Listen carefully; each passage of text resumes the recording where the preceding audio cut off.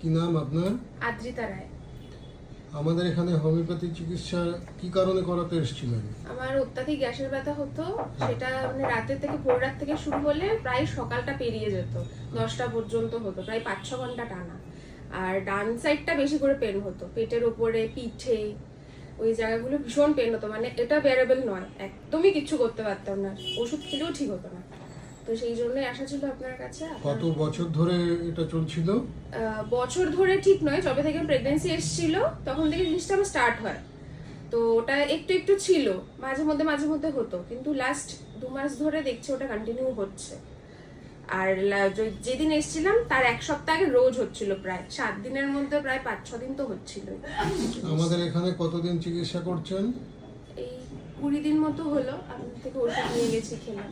তাতে ওষুধ খেয়ে কেমন আছেন এখন? এখন অনেকটা বেটার আছি। আর হয়েছে এর মধ্যে? না, এর মধ্যে আর হয়নি। এখন অনেক ভালো? হ্যাঁ, অনেকটাই। হোমিওপ্যাথি আগে ট্রাই করেছিলেন? না। কখনো ট্রাই করেন? না। ঠিক আছে, এখন অনেক বেটার তো? হ্যাঁ। খুশি? হ্যাঁ, ভীষণ।